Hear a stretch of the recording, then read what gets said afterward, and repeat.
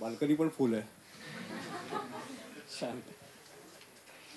वाटलं नव्हतं परीक्षांचा काळ आहे आणि या काळामध्ये तुम्ही सगळेजण एवढ्या मोठ्या संख्येने इथे उपस्थित राहाल. असं काहीतरी हल्ली व्याख्यानाला वगैरे मुलं दिसली की असं भरून येतं मन. छान वाटतं. आत्ता सरांनी सांगितलं की प्रोपगंडावरती बोलणार आहोत आपण आणि योगायोगाने ही वेळ पण छान जोडून आलेली आहे. हा आत्ताचा काळ आणि आत्ताचाच नाही तर गेल्या काही वर्षांपासून, मी 2014 मुद्दाम नाही म्हणणार, त्याच्या आधीपासून सुद्धा हे सगळं चालू होतं. फेक न्यूज होती, प्रोपगंडा होता आणि हे सगळं आपल्यापर्यंत आपल्याला एखादं असं अवगुंठन असावं त्या प्रकारे आपल्याला त्याने वेढून टाकलेलं होतं. आणि आता तर छानच मोसम आहे हा प्रोपगंडाच्या संदर्भामधला. काही काही ऋतू असतात म्हणजे ठरलेले. आता मुंबईत बघा आपल्याकडे डास नेहमीच असतात, पण पावसाळा वगैरे झाला की त्यांची संख्या वाढते. युद्ध हा असा काळ आहे की त्याच्यामध्ये प्रोपगंडाचं प्रमाण हे इतक्या मोठ्या प्रमाणावरती वाढतं की आपल्याला कळतही नाही ते की हा प्रोपगंडा आहे, हे खरं आहे, हे सत्य आहे, हे असत्य आहे. आपल्याला अजिबात त्याची जाणीवही होत नाही. तर त्याच्यामुळे हे समजून घेण्याची आपल्याला गरज आहे. याच्यामध्ये एक सायवॉर नावाचा प्रकार असतो युद्धामध्ये. प्रोपगंडाचा एक प्रकार आहे तो सायकोलॉजिकल वॉरफेअर. ही दोन्ही देश जे एकमेकांचे राष्ट्र हे एकमेकांच्या विरोधामध्ये लढत असतात. एकमेकांच्या विरोधामध्ये युद्धाच्या काळामध्ये समोरच्या राष्ट्राचं जे मनोबल आहे ते कमी करण्यासाठी, त्याचं मनोधैर्य हे खालसा करण्यासाठी म्हणून जे काही प्रयत्न केले जातात, सायवॉर हा त्याचा भाग असतो. तर ते सध्या आपल्याकडे प्रचंड जोरामध्ये सुरू आहे.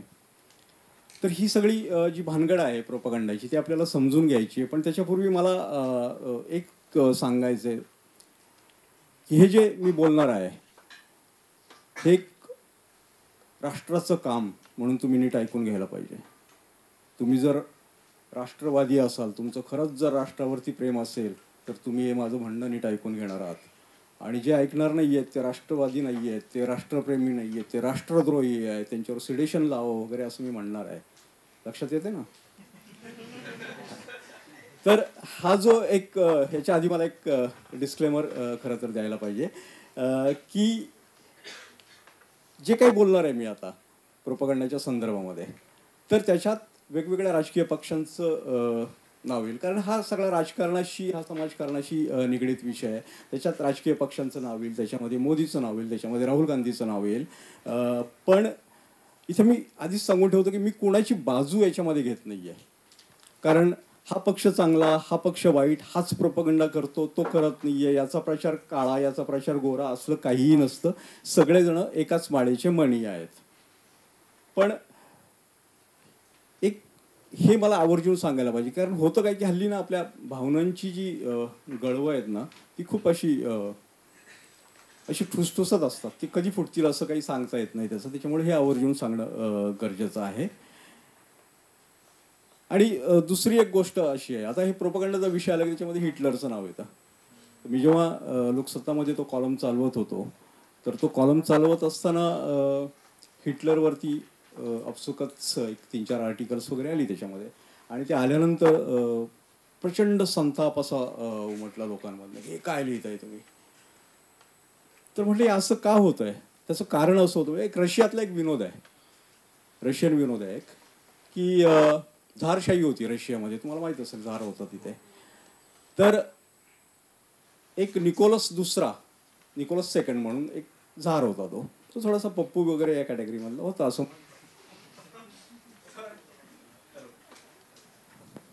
एका माणसाला त्या संदर्भामध्ये अटक केली पोलिसांनी. अटकेचं कारण काय सांगितलं तर कारण असं दिलं पोलिसांनी की तू असं म्हणालास की निकोलस हा मूर्ख आहे, निकोलस हा पप्पू आहे असं तू म्हणालास, त्याच्यामुळे तुझा अटक करतोय. तर तो जीव तोडून सांगत होता की बाबांनो मी असं म्हणालेलं नाहीये. नाही म्हणे, तू निकोलस हे म्हणालाय झारबद्दलच बोललाय. ते म्हणे नाही झारबद्दल बोललेलो मी, दुसऱ्या माणसाबद्दल बोलतोय. निकोलस नावाची माणसं अनेक असू शकतात. नाही म्हणे, ज्या अर्थी तू निकोलस मूर्ख आहे, निकोलस पप्पू आहे असं म्हणालायस, त्या अर्थी याच निकोलस बद्दल तू बोललेला आहे. लक्षात येतं ना? तर असं हिटलर बद्दल बोलायला लागलं की माणसांना वाटतं नाही हे आपल्याबद्दलच बोलतायत. तर अशी काही एक परिस्थिती होत होती. तर तसं होऊ नये आणि माझ्या हातून सिडेशन वगैरे होऊ नये, कारण मला बरंच काम करायचं आहे अजून. तेव्हा एक लक्षात घ्यावं तुम्ही. आत्ता आणखी एक गोष्ट आहे की माझा परिचय करून देताना बरंच काही सांगण्यात आलं की मी हे पुस्तक लिहिलंय, ते पुस्तक लिहिलंय, रॉचं नाव घेतलं पुस्तकाचं वगैरे. प्रोपगंडावरती मी याच्यामध्ये काही तर सगळ्यात आधी मला हे सांगायचं की मी या विषयामधला तज्ज्ञ नाही. हल्ली होतं काय की टीव्हीच्या जी खिडकी असते तिच्यात माणूस दिसायला लागला की लोक त्याला विचारवंत म्हणायला लागतात. आणि टीव्हीवर दिसणारा प्रत्येक माणूस लोकांना विचारवंत वाटतो. अभ्यास वगैरे न करता केवळ हातात माईक आला आणि बोलायचं, म्हणजे घेतला माईक आणि लागला बोलायला, असं जी काही टीव्हीवरची परिस्थिती असते त्याच्यामध्ये अनेकदा, आणि केवळ पत्रकारच नाही नेतेही असतात असे. रामदास स्वामींनी आपल्याला सांगितलं होतं ना की अभ्यासोनी प्रकटावे, पहिल्यांदा तुम्ही अभ्यास करा आणि मग प्रकट व्हा. तर असा प्रकार न करता जे चाललेला आहे त्याच्यामुळे अनेकांना आपण विचारवंत तज्ज्ञ वगैरे म्हणायला लागलो. तर त्यातलं मी नाहीये ते आधीच मी सांगतो, आणि हे मी विनयाने वगैरे म्हणत नाहीये. हे मी अभ्यास केलेला आहे या विषयाचा, पण याचा तज्ज्ञ म्हणावा इतका अभ्यास नाहीये. याच्यासाठी लोकांनी आयुष्य काढलेलं आहे प्रोपगंडा या विषयाचा अभ्यास करण्यासाठी. आपला काहीच नाहीये अभ्यास. तर हे जे सगळं आहे, आणि मी तुम्हाला आधीच सांगितलं होतं की मी जर राष्ट्रवादी असाल तर माझं म्हणणं नीट ऐकून घ्या. हे जे सगळं मी आत्तापर्यंत बोललो ना, इथं आल्यानंतर, आल्याच्या क्षणापासून आत्तापर्यंत जे मी बोलत होतो हा प्रोपगंडा होता. मी प्रोपगंडाची अनेक तंत्र वापरून तुमच्याशी बोलत होतो. हे तुमच्या लक्षातही येणार नाही की हे नेमकं काय होतं. राष्ट्रवाद, राष्ट्रप्रेम, राष्ट्रभक्ती हे तुमच्या लक्षात आलं की हे नेमकं मी काय बोलतोय आणि कशाबद्दल बोलतोय. याच्यामध्ये जो काही प्रचार भान आहे, याच्यामध्ये जो काही प्रोपगंडा आहे, हे तुमच्या लक्षामध्ये आलेलं आहे. पण उदाहरणार्थ मी आता राजकीय नेत्यांची किंवा पत्रकारांचं सांगितलं की ते टीव्हीवर आले, हातात माईक आला की बोलायला लागतात, त्यांचा काही अभ्यास असतो, अशातला काही भाग नाहीये. हे जे काही बोललो हे जनरलायझेशन करणं होतं. हा प्रतिमा निर्मितीचा भाग होता. प्रोपगंडामध्ये ही गोष्ट खूप महत्वाची आहे की प्रतिमा निर्मिती केली जाते एखाद्याची, एखाद्याला शिक्का मारला जातो, एक साची प्रतिमा तयार केला जातो. तर हे मी केलं होतं आता, आणि हे तुमच्या लक्षातही आलं नाही. तुमच्या मनामध्ये जी नेत्याची प्रतिमा आहे आत्तापर्यंतची, जी पत्रकारांची की जी टीव्हीवरती जे काही वाचाळवीर बसलेले असतात त्यांच्या संदर्भातली जी प्रतिमा आहे, ती प्रतिमा तुमच्या बॅक ऑफ द माइंड कुठेतरी ती उजागर झाली जेव्हा मी हे बोलत होतो तेव्हा. आणि तुम्हाला ते छान वाटत होतं की हां असं चालतं, असं असतं. हा प्रोपगंडा आपल्यावरती कशा प्रकारे परिणाम करत असतो त्याचं हे एक उदाहरण आहे. तेव्हा हा जो प्रोपगंडाचा भाग आहे, मी मगाशीच म्हणालो होतो की आपल्याला सगळं वेढून टाकलेलं आहे त्याने. याचं मी एक छान उदाहरण देईल. गीतेमधला एक श्लोक आहे तो, की गीतेमध्ये आपण असं म्हटलेलं असतं की ईश्वराबद्दल बोलताना त्यांनी सांगितलं आहे की ईश्वर सर्वभूतानां हृद्देशे अर्जुन तिष्ठति. श्रीकृष्ण अर्जुनाला म्हणतोय की ईश्वर हा सगळ्या भूतांच्या, ह्या पंचमहाभूतांच्या, ह्या सगळ्या माणसांच्या हृदयामध्ये असतो. तो भ्रामयान सर्वभूतानां यंत्ररूढानि मायया. एखादं यंत्र चालवावं ना, रोबो चालवावं ना, त्याप्रमाणे हा ईश्वर आपल्या सगळ्यांना चालवत असतो. हा प्रोपगंडा आहे ना, हे जे आपलं विश्व आहे, आपला मेंदू आणि आपला भवताल, या सगळ्यामध्ये हा प्रोपगंडा मोठ्या प्रमाणावरती कार्यरत असतो. आणि मोठ्या प्रमाणात जे काही विचार आहे, जे आपण लहानपणापासून शिकलेलो असतो, त्याच्यामध्ये हा प्रोपगंडा असतो. आणि हे आपण लक्षात घ्यायला पाहिजे. याचं जवळचं उदाहरण तुम्हाला आणखी एक मी सांगेन. म्हणजे तुमच्यातल्या कुणी मॅट्रिक्स हा सिनेमा बघितलाय का? वॉचोस्की ब्रदर्स की अनु रिव्ह्ज? बघितला नसेल तर जरूर बघा. हॉलिवूडचा असला तरी त्या सिनेमाचं जे काही एक काय म्हणतात त्याचे जे काही बीज आहे ना, ते आपल्या शंकराचार्यांच्या, आपल्या हिंदू संस्कृतीतल्या शंकराचार्यांच्या मायावादावरती अवलंबून आहे. आता हे काय, ज्यांनी मॅट्रिक्स बघितलं त्यांच्या लक्षात येईल की एक मोठं असं काहीतरी एक संगणकीय यंत्रमानवांनी, म्हणजे आर्टिफिशियल इंटेलिजन्सचे जे तो वापरून तयार केलेलं एक जग आहे. त्या जगामध्ये सर्वसामान्य माणसं जगत आहेत, त्यांना माहिती नाही आहे की हे काहीतरी वेगळं आहे. म्हणजे जसं आपण स्वप्न पाहतो ना, स्वप्नामध्ये काय होतं की त्या स्वप्नामध्ये आपल्याला तुम्ही मुलं आहेत, तुम्हाला कुणी कुणी भेटत असेल स्वप्नामध्ये रोज रात्री वगैरे, तर आपल्याला असं वाटतं की खरोखरच भेट झालेली आहे ती, आपण खरोखरच वावरतोय ते. आणि हे स्वप्न हे जर असंच चालत राहिलं, समजा आपण जागेच चालू नाही त्याच्यामधनं, तर आपल्याला कळणारही नाही की आपण स्वप्नामध्ये आहोत की वास्तवामध्ये आहोत.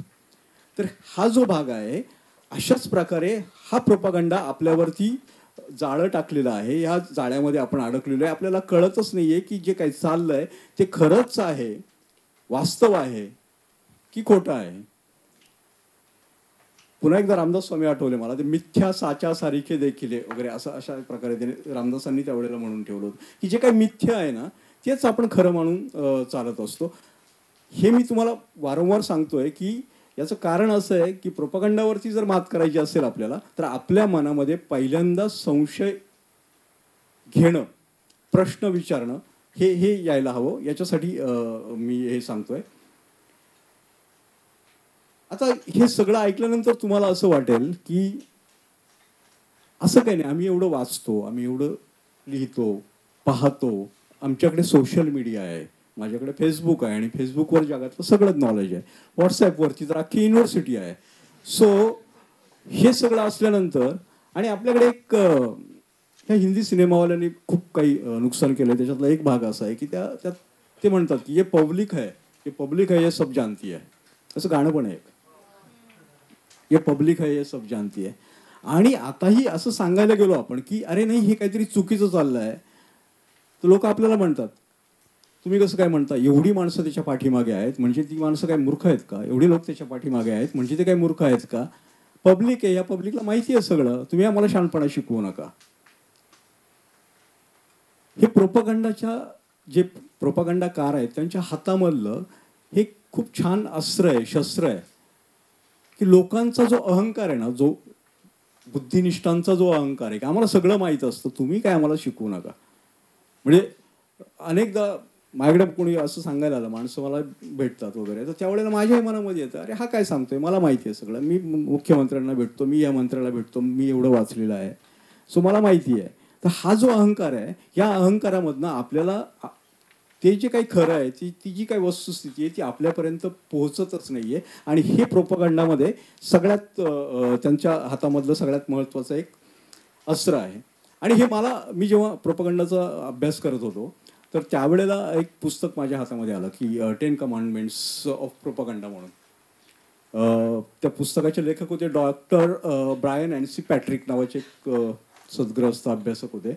तर त्यांनी ते लिहिलं होतं आणि त्याच्यामध्ये त्यांनी एक छान वाक्य लिहिलं होतं. ते म्हणतात की प्रोपागंडाची शिकार कोण होतं सगळ्यात महत्त्वाचं, तर त्याच्यामध्ये जी अशिक्षित माणसं आहेत ना, त्यांच्यापेक्षा सुशिक्षित माणसांचं प्रमाण खूप आहे. जे शिकलेले आहेत तेच अधिक प्रमाणामध्ये प्रोपागंडाची शिकार होतात. आता हे वाक्य म्हणजे आपण असं म्हणतो ना की शिक्षणाने शहाणपण येतं, हे उलट आहे. हे शिक्षणाने शहाणपण येतच असं काही नाहीये असं सांगणारं हे वाक्य आहे. त्याचं कारण हे आहे की शिक्षण हे प्रोपागंडाचं एक माध्यम आहे. जे शिकतो आपण लहानपणापासून, आणि शिक्षण म्हणजे काय रुईया कॉलेजमध्ये येऊन घेतलेलं शिक्षण असं काही नाही आहे, जे लहानपणापासून आपण घेतलेलं आहे. लहानपणी आपल्याला आई आपली बोट धरून देवळामध्ये घेऊन जाते आणि देव बाप्पा सुखात ठेव म्हणायला लावते, पाया पडायला लावते. That is propaganda. धर्माचा प्रोपागंडा तिथून सुरू होतो. ही गोष्ट ही लक्षात घ्या. मी हे या हेतूने सांगतोय आतापर्यंत, कारण माझं मूळ विषयाला मी हातच घातला नाही. प्रोपागंडा कशा प्रकारे आपल्यावरती कुठून कुठून येत असतो हे सांगण्याचा मी याच्यामध्ये प्रयत्न करतोय. आणि म्हणजे बघा आता साधी तुम्ही तरुण मुलं आहात म्हणून मी ते फॅशनचं एक उदाहरण देतो की ह्या फॅशन्स करतो आपण वेगवेगळ्या कपड्यांच्या असतील, केसांच्या असतील, आणखी कशा कशाच्या असतील फॅशन्स. कुठून येतात ह्या फॅशन्स? कोण करतं? लॅक्मे फॅशन वीक ठरवतं हे की आणखी कोणी ठरवतं? तर याचं एक मी हे लिहिलं पण होतं की जे हा खूप छान किस्सा आहे, म्हणजे गावाकडे घडलेला आहे, माझ्या स्वतःच्या बाबतीत घडलेला आहे की मी एकदा गावी गेलो होतो. माझा एक नातेवाईक आहे, तो तिथला उपसरपंच, राजकारणामध्ये वगैरे वावरणारा माणूस. तर त्याच्याशी मी गप्पा मारत होतो. तर अचानक एक जण सांगत आला, सकाळची वेळ होती, सांगत आला की आपली एक आमल्यांची म्हातारी गचकली आहे म्हणाला. आता म्हटलं चला जायला पाहिजे ना, आलोच आहे आपण गावी तर जाऊया अंत्ययात्रेला. तर त्याला म्हटलं चल निघूयात. म्हणे नाही नाही थांब, घरी जाऊन येतो म्हणाला, कपडे बदलून येतो. अरे म्हटलं कपडे बदला काय, लग्नाला जायचं काय म्हटलं आपल्याला, अंत्ययात्रेला जायचं आहे. नाही म्हणे पांढरे कपडे घालायला पाहिजेत ना. सो शॉकिंग होतं ते. हे कुठनं आलं? पांढरे कपडे अंत्ययात्रेच्या वेळेला पांढरे कपडे घालायचे हे कुठनं, ही फॅशन कुठनं आली? लग्नांच्या वेळेला संगीत नावाचा कार्यक्रम हल्ली दिसतो. म्हणजे आपल्याकडे ते आगरी लोकांमध्ये असायचा आधी हळदीचा कार्यक्रम, आता संगीतचा कार्यक्रम आहे. तर हे कुठनं आलं? तर हे सिनेमामधनं आलेलं आहे, हे टी व्हीमधनं आलेलं आहे. पण हे टी व्ही आणि सिनेमामध्ये तरी कुठनं आलं? हे कोण ठरवतं की आता बेल बॉटम पॅन्टची एक स्टाईल आहे किंवा आता ती गेलेली आहे? हे जे काही ठरवणं आहे ना, हे ठरवणारे काही अदृश्य हात या समाजामध्ये आहेत, हे पहिल्यांदा आपण जाणून घ्यायला पाहिजे. याचं एक उदाहरण देतो की प्रोपगंडाचे पी आरचा जो जनक, पी आर या स्ट्रीमचा, पी आर या शाखेचा जनक एडवर्ड बर्नेज नावाचे एक गृहस्थ होते. त्यांचं प्रोपगंडा नावाचंच एक पुस्तक आहे आणि मी असं सुचवेन की तुम्ही ते जरूर वाचा. त्यांचं एक चरित्र पण एकाने लिहिलेलं आहे. त्याचं नाव father of spin, Larry Tye नावाचे लेखक आहेत. त्यांनी फादर ऑफ स्पिन नावाचं एक पुस्तक लिहिलं आहे, तेही तुम्ही जरूर वाचा. तर ह्या एडवर्ड बर्नेजनं हे जे फॅशनच्या संदर्भामध्ये एक छान प्रोपगंडाचा प्रयोग केलेला होता आणि ते इतकं छान उदाहरण आहे की आपल्याला असे खाडकन डोळे उघडणारं उदाहरण आहे ते. म्हणजे असं झालं होतं की एक जॉर्ज वॉशिंग्टन हिल नावाचे ग्रहस्थ अमेरिकेमध्ये होते आणि सिगारेटचा, तंबाखूच्या धंद्यामधलं हे खूप बडं नाव. तर ह्या ग्रहस्थांची एक सिगारेट होती आणि त्या सिगारेटचा खप वाढत नव्हता. त्याचं कारण काय होतं? हे अत्यंत विचित्र प्रकारचं असं ते कारण होतं की सिगारेटचं पाकिट जे आहे त्या पाकिटाचा रंग होता हिरवा आणि पुरुष ओढायचे ती सिगारेट. पण पुरुष म्हणजे समाजातला अर्धा घटक ज्या महिला आहेत त्यांनी ओढायला पाहिजे ना. तर त्या तर काही ओढत नव्हत्या. त्या का ओढत नव्हत्या? म्हणजे ती विशिष्ट प्रकारची सिगारेट ओढत नव्हत्या. तर त्याचं कारण असं होतं की तो जो हिरवा रंग आहे तो काही त्यांना आवडायचा नाही, त्यांच्या कपड्यांशी वगैरे काही मॅच व्हायचा नाही. आणि हे सगळं त्या सिगारेट कंपनीने जो काही सर्वेक्षण केलं होतं त्याच्यामधनं हे सगळं पुढे आलं. तर एडवर्ड बर्नेज हे त्या सिगारेट कंपनीची जी काही पी आर कंपनी होती त्या पी आर कंपनीची हेड त्यांच्याकडे गेले की काय करायचं आता. तर बर्नेज म्हणाले सोपं आहे की तो जो सिगारेटचं पाकिट आहे, हिरव्या रंगाचं पाकिट आहे, ते बदलून टाका, वेगळा रंग आणा ना जो महिलांना आवडतो. तो म्हणजे शक्य नाही आहे हे, कारण याच्यावरती, याच्या जाहिरातीवरती, त्याच्या निर्मितीवरती प्रचंड मोठ्या प्रमाणावरती डॉलर्स आपण खर्च केलेले आहेत आणि आता ते करणं काही शक्य नाही आहे आपल्याला, असं त्या जॉर्ज वॉशिंग्टन हिलने सांगितलं. मग काय करायचं? तर बर्नेज म्हणाले ठीक आहे की आता जर आपल्याला ते पाकिट बदलता येत नसेल तर आपण महिलांची आवड बदलूयात, रंगाची आवड बदलूयात, हिरवा रंग हा लोकप्रिय करूयात. आणि मग हे करण्यासाठी म्हणून त्यांनी काय काय प्रयोग केले. सगळ्यात महत्त्वाचा एक प्रयोग त्यांनी असा केला की हिरवा रंग हा त्या वर्षीचा रंग झाला पाहिजे, याच्यासाठी म्हणून एक कार्यक्रम आयोजित करण्याचं ठरवलं त्यांनी. एक ग्रीन बॉल आयोजित करूयात म्हणाले. वॉशिंग्टनमधलं जे काही एक सगळ्यात आपल्या ताजसारखं हॉटेल होतं, वॉर्डर ऑफ ऑस्ट्रिया, तर त्या हॉटेलमध्ये एक मोठा कार्यक्रम त्यांनी आयोजित केला, ग्रीन बॉल. आता हा कार्यक्रम जर सिगारेट कंपनीने आयोजित केला असता तर कोण आलं असतं ना तिकडे, म्हणजे लोकांना कळालं असतं की हा सिगारेट कंपनीचा कार्यक्रम आहे, याच्यामध्ये काहीतरी यांचा हेतू आहे, जाहिरातीचं करायचं आहे. तर त्यांनी एक वेगळी तिथल्या एका सिटी बँकेची अध्यक्षाची बायको होती आणि तिची एक NGO होती. ती NGO रुग्णांसाठी वगैरे काम करायची, हॉस्पिटलसाठी काम करायची. तर तिच्याकडे गेले, त्यांनी सांगितलं की तुमच्यासाठी म्हणून, तुमच्या ह्या NGOसाठी म्हणून आपण एक कार्यक्रम करूयात. त्याचे जे काही पैसा वगैरे जो काही खर्च आहे तो भलतंच कोणीतरी करेल, तो एक अनामिक दाता आहे, तो खर्च करणार आहे. आपण त्या बॉलमधलं जे काही उत्पन्न येईल ते तुमच्या संस्थेला मिळेल. बाईंचा प्रश्न मिटला, त्या संस्थेला आपोआप पैसे मिळणार होते. खर्च वेगळंच कोणीतरी करणार होतं आणि जर दुसरे खर्च करणार असेल तर मग काय प्रश्नच नाही ना. आणि अशा रीतीने मग एकदा तो कार्यक्रम ठरवल्यानंतर मग त्यांच्या जाहिराती सुरू झाल्या की अशा प्रकारचा ग्रीन बॉल आपण आयोजित केलेला आहे. त्याच्यासाठी त्यांनी निमंत्रक समिती एक मोठी हे केली. त्याच्यावरती अगदी अमेरिकन माजी अध्यक्षाच्या एका बायकोला बसवलं की ती निमंत्रण देणार. त्याच्यामुळे लोकांमध्ये त्याच्याबद्दल उत्सुकता निर्माण झाली. दुसरीकडं एडवर्ड बर्नेजनं आता नुसतं हिरवा बॉल, ग्रीन बॉल भरून काही होणार नाही आहे, तर त्याच्यासाठी बाजारामध्ये तशा वस्तू अवेलेबल असायला पाहिजेत. मग तशा वस्तू अवेलेबल करून द्यायला गेला की फॅशन डिझायनर्स होते, त्यांना सांगितलं की तुम्ही तशा प्रकारचे कपडे तयार करा. मग दागिने बनवणारी जी लोक होती त्यांना सांगितले की तशा प्रकारचे दागिने करा, तशा प्रकारचे शूज, तशा प्रकारचे रुमाल. एवढंच नाही तर जेव्हा तो ग्रीन बॉल भरवला होता, ज्या दिवशी तो झाला त्या दिवशी ते संपूर्ण हॉटेल हिरव्या लाईटिंगनं असं सजवलेलं होतं. हॉटेलमधले प्रत्येक पदार्थ हिरव्या रंगाचा होता. हे एकीकडे चाललं होतं. दुसरीकडे त्याच वेळेला हे कशा प्रकारे काम होते आणि हे आत्ताही तुम्ही जर थोडंसं डोळे उघडे ठेवून बघितलं तर वेगवेगळ्या क्षेत्रामध्ये वेगवेगळ्या ठिकाणी हे आपल्याला बघायला मिळेल. म्हणून मी हे महत्त्वाचं उदाहरण सांगतोय. ते चालू असताना दुसरीकडे कुठेतरी भलत्याच एका कॉलेजमध्ये एक मोठा सेमिनार, एक मोठा परिसंवाद भरलेला होता आणि त्या परिसंवादाचा विषय होता की गाजलेले जे काही पेंटर्स आहेत, चित्रकार आहेत, मोठमोठे चित्रकार आहेत, त्यांच्या चित्रामधल्या हिरव्या रंगाचं महत्त्व. अशा प्रकारचा एक सेमिनार तिकडे चालू होता. त्या सेमिनारच्या बातम्या येत होत्या. दुसरीकडे फॅशन डिझायनर्स वगैरे जे आहेत ते सांगत होते की हिरवा रंग हा फॅशनमध्ये किती महत्त्वाचा भाग आहे. दुसरीकडे समुद्रावरती आता बिकिनी वगैरे घालून महिला फिरायच्या, तर समुद्रावरती जर तुम्ही पोहत असाल तिथे आणि तुम्ही काही अडचणीत आला तर सगळ्यात जास्त दृश्यात्मकता कोणत्या रंगाला आहे, तर म्हणजे हिरव्या रंगाला आहे. अशा प्रकारच्या बातम्या येत होत्या. हे सगळीकडनं असा हिरवा हिरवा हिरवा मारा केला. एका पेपरने त्यावेळेला म्हटलं होतं की यावेळेचा जो काही हिवाळा आहे हा बहुतेक हिरवा हिवाळा आहे. वॉशिंग्टन पोस्टमध्ये बातमी आली, न्यूयॉर्क सनमध्ये बातमी आली त्याची. आणि तो जो काही गाला झाला, तो जो काही ग्रीन बॉल झाला कार्यक्रम, प्रचंड गाजला.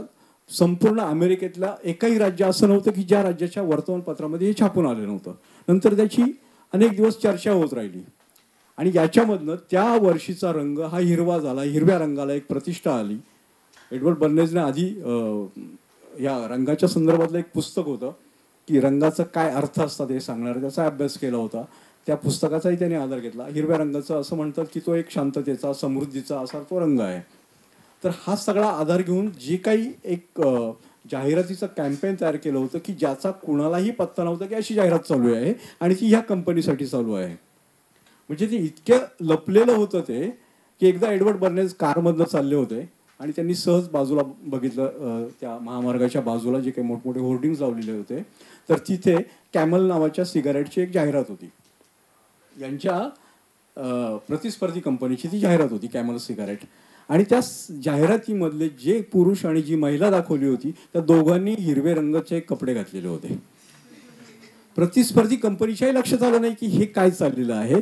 आणि याच्यानंतर माहीत नाही नेमकं, म्हणजे अजून ते इतिहासामध्ये कुठे तो आकडा नोंदवलेला गेलेला नाही आहे की त्या सिगारेटचा खप किती वाढला. पण एक नोंद आहे त्याच्यामध्ये की त्या जॉर्ज वॉशिंग्टन हिलनं या कॅम्पेन नंतर एडवर्ड बर्नेजला प्रचंड मोठ्या प्रमाणावरती बोनस दिला होता. याचा अर्थ ती मोहीम ही यशस्वी ठरलेली होती. असंच एक मला मला हे सांगावंसंच वाटतं. छान एक स्टोरी आहे एडवर्ड बर्नेजचीच, की या माणसाचं एका पियानो कंपनीमध्ये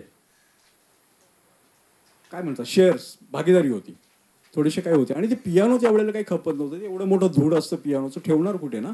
त्यावेळेला अमेरिकेमध्ये पण जी ही महायुद्धाच्या काळातली महायुद्धाच्या नंतरच्या काळातली ही गोष्ट आहे. न्यूक्लिअर फॅमिलीज वगैरे होत्या, घरं लहान होत होती आणि हे पियानो ठेवायचे कुठे. पियानो काही खपत नव्हते आणि खपवायचे. तर खपवण्यासाठी म्हणून एक मार्ग आहे की टी व्हीवर जाहिरात करायची, रेडिओवर जाहिरात करायची, पियानो वाजवलं की किती छान वाटतं वगैरे वगैरे सांगायचं. एडवर्ड बर्नेज नावाचा माणूस आणि चांगला प्रोपगंडाकार ह्या असल्या भानगडीमध्ये पडत नाही. त्याने केलं काय, पियानोच्या खप वाढवण्यासाठी म्हणून त्याने आर्किटेक्चर्सना पकडलं. त्याने बांधकाम जे करणारे बिल्डर्स होते, बिल्डर्सना पकडलं. नंतर त्याने संगीतामधली जी काही लिहिणारी मंडळी होती, या मंडळींना सांगितलं की घरामध्ये म्युझिक रूम असणं हे किती छान आहे, हे किती सुसंस्कृततेचं प्रतीक आहे. आपण जर खरेच सुसंस्कृत असू, कल्चर्ड असू, आपण वरच्या वर्गातले असू, तर आपल्या घरामध्ये एक तरी वाद्य असलं पाहिजे. ते वाद्य ठेवण्यासाठी म्हणून आपल्या घरामध्ये एक छोटीशी का होईना पण एक म्युझिक रूम असली पाहिजे. जसं आपल्याकडे पूर्वी देवघर असायचं, तशी ती म्युझिक रूम असली पाहिजे. मग हे बिल्डर्स बांधायला लागले, तशी त्याच्या जाहिराती करायला लागले. आणि याच्यामधनं हळूहळू आता एवढी एक म्युझिक रूम बांधल्यानंतर तिथं तुम्ही थोडीच बासरी ठेवणार आहात फक्त एका रूममध्ये, तिथे पियानो ठेवायला पाहिजे. मग पियानो असणं किती छान आहे. पियानोचा खप अशा प्रकारे वाढवला. प्रोपगंडा अशा प्रकारे आपल्यापर्यंत येत असतो. हेच तुम्हाला लक्षात येते मी काय म्हणतोय ते. आता हा नेमका प्रोपगंडा आहे काय, म्हणजे हे सगळं येतं आपल्यापर्यंत, तर प्रोपगंडा नेमका आहे काय. ऑफकोर्स तुम्हाला हे माहिती की fake news is a propaganda. पण याच्या पलीकडे आणखी एका प्रकारचा प्रोपगंडा असतो. म्हणजे ह्या शास्त्रामध्ये मध्यंतरी अशी एक चर्चा होती की पांढरा प्रोपगंडा असतो, काळा प्रोपगंडा असतो, म्हणजे चांगला असतो, वाईट असतो. आता चांगल्या प्रोपगंडामध्ये त्यांनी काही गोष्टींचा समावेश केला होता. म्हणजे उदाहरणार्थ अमिताभ बच्चन आपल्या पोलिओची जाहिरात करतात, हा प्रोपगंडा आहे. त्याच्यामध्ये प्रोपगंडाची अनेक तंत्र वापरलेली आहेत. तर अमिताभ करत असलेली ही जाहिरात, हिला काय म्हणायचं, ही चांगलीच गोष्ट आहे ना.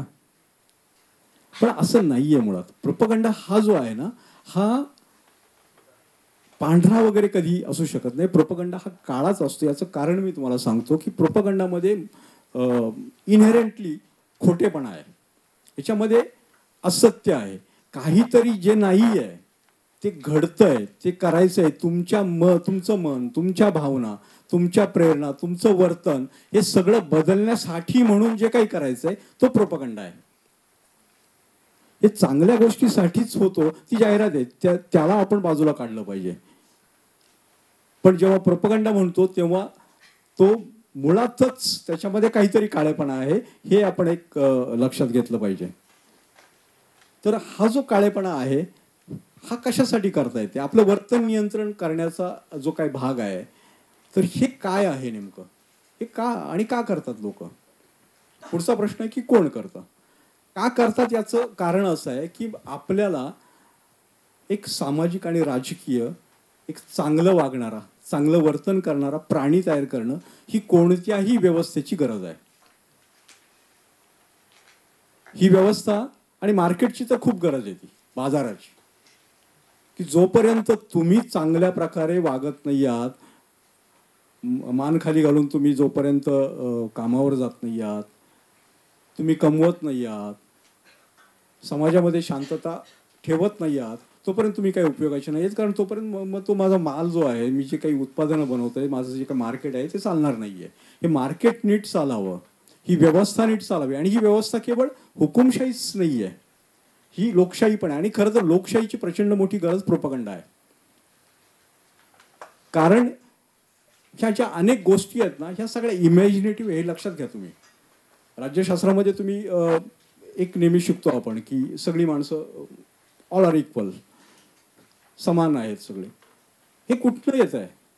म्हणजे हा एक विचार करायला पाहिजे. आणि याच्यासाठी मी तुम्हाला एक छान पुस्तक सुचवेन, जर तुम्ही वाचणार असाल ते. सेपियन्स म्हणून जे काही हरारीचं पुस्तक आता बाजारामध्ये खूप गाजत आहे ना, तर ते जरूर वाचा. त्याच्यामध्ये हे जे प्रश्न आहेत ना, या प्रश्नांकडे तो छान घेऊन जातोय आपल्याला. अर्थात तो भाग आपल्या प्रोपागंडापेक्षा वेगळा आहे. तर मी तुम्हाला सांगत होतो की ही व्यवस्थेची गरज आहे की आपण व्यवस्थित राजकीय आणि सामाजिक आणि सांस्कृतिक दृष्ट्या चांगले प्राणी असणं, मेंढरं बनणं, ही एक व्यवस्थेची गरज आहे. त्याच्यासाठी हा प्रोपगंडा केला जात असतो. तर याच्यामध्ये पुढे हे करतं कोण, हा एक प्रश्न आहे. म्हणजे ही जी आपली जी काही कन्सेंट आहे, ह्या कन्सेंटचं इंजिनिअरिंग, नॉम चॉम्स्कीचा हा शब्द आहे. अमेरिकन हे तत्त्वज्ञ विचारवंत आहेत. आणि अमेरिकेमध्ये अशी माणसं अजूनही खूप चांगल्या प्रकारे काम करत असतात.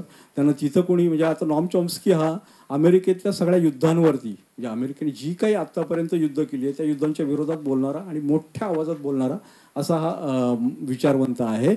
आणि या विचारवंताला तिथं कोणी देशद्रोही वगैरे असं काही म्हणत नाहीत, जरी तो युद्धाला विरोध करत असला तरी. तर या नॉम चॉम्स्कीने इंजिनिअरिंग ऑफ कन्सेंट नावाची एक संकल्पना मांडली आहे की सहमतीची अभियांत्रिकी, तुमची सहमती घ्यायची. लोकशाहीमध्ये तर हे खूप महत्त्वाचं आहे. मगाशी मी म्हणालो लोकशाहीमध्ये प्रोपगंडाला खूप महत्त्वाचं स्थान आहे. याचं कारण हे असं आहे की तुम्हाला छड्या मारून हे करायचं नाही आहे. हे तुम्ही स्वतःहूनच, वेगळा शब्द आहे, वेगळ्या परिप्रेक्ष्यात वापरतोय मी, पण स्वतःहून भक्ती करायला पाहिजे, भक्त बनलं पाहिजे. तर ही जी गरज आहे, ही लोकशाहीची गरज, ही प्रोपगंडा हे मोठं हत्यार आहे त्याचं. आणि हे करत असतं. तर याला मगाशी मी बर्नेजचं सांगत होतो, त्या बर्नेजने एक छान शब्द हे सांगितलं. त्यांनी म्हटलं की हे जे सगळं करतं ना, हे इनव्हिजिबल गव्हर्नमेंट आहे. हे एक अदृश्य सरकार आहे की जे आपल्याला माहितीही नाही आहे की हे कोण करतं. आणि आपण जे काही जे डोळ्याने दिसतंय त्याच्या पलीकडे आपण जातच नाही अनेकदा. हे इनव्हिजिबल गव्हर्नमेंट तर आपल्याला दिसूच शकत नाही. हे कोण असतात? हे सगळ्या क्षेत्रामध्ये असतात. हे केवळ, म्हणजे वेगळा राजकीय विचार करणारा कोणी असेल तर पटकन त्याच्या समोर नाव उभं राहील की अदानी, अंबानी वगैरे ही लोक नाहीये. याच्या पलीकडेही इनव्हिजिबल गव्हर्नमेंट आहे. ही माणसं तर आहेतच.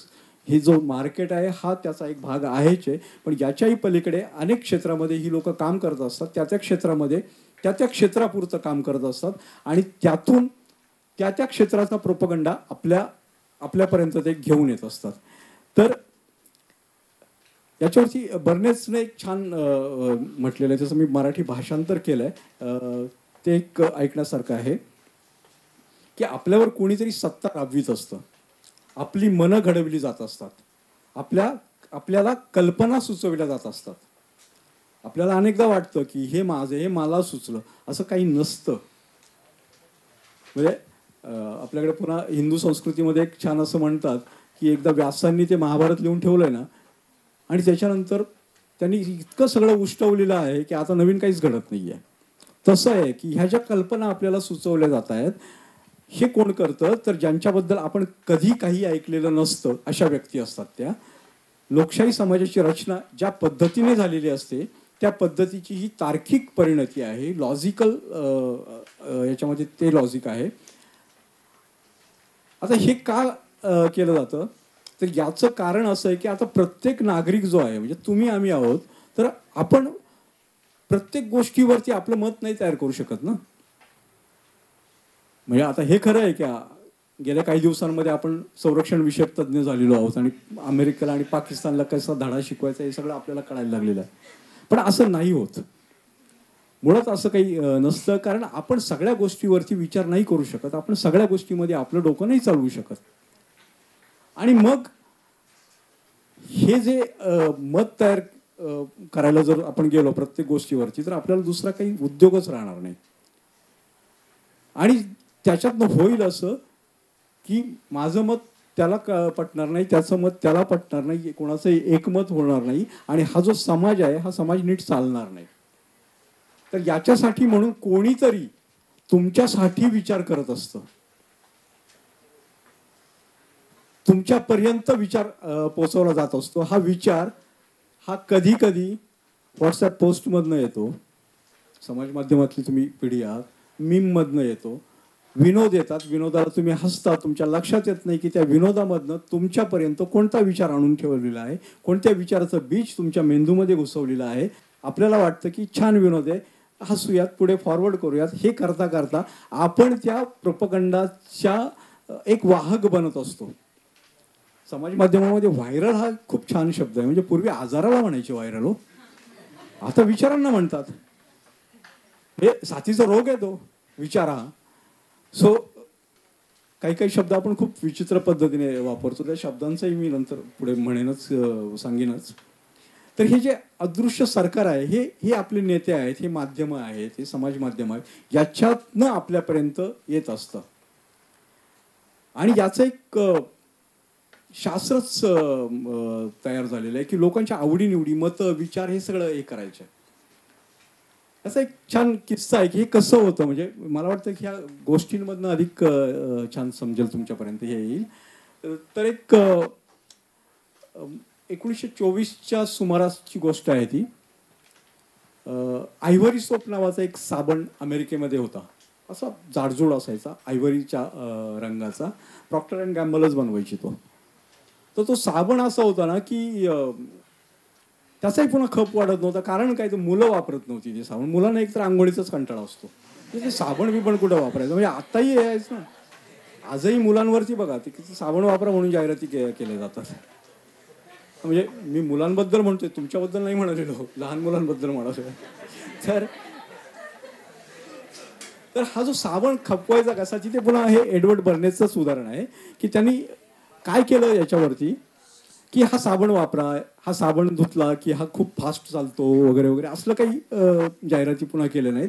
त्याने वेगळ्या पद्धतीने मुलांपर्यंत गेला. आणि जे आजही चालू आहे त्याची ती पद्धत, आजही प्रॉक्टर अँड गॅम्बल त्याचंच अनुकरण भारतामध्ये करते. ती पद्धत अशी होती की त्यांनी एक शिल्पकला, स्कल्पचरची स्पर्धा, राष्ट्रीय स्पर्धा अशी जाहीर केली. आणि त्याच्यामध्ये मोठमोठे शिल्पकार वगैरे बोलवले आणि त्यांना सांगितलं शिल्प तयार करायचं, पण साबणामधनं. हा जो जाडजूड साबण आहे, या साबणामधनं शिल्प तयार करायचं. मग त्याच्या बातम्याला जर मोठी मोठी जर माणसं साबणातनं काहीतरी कोरत बसले तर त्या बातम्या होणार आहेत.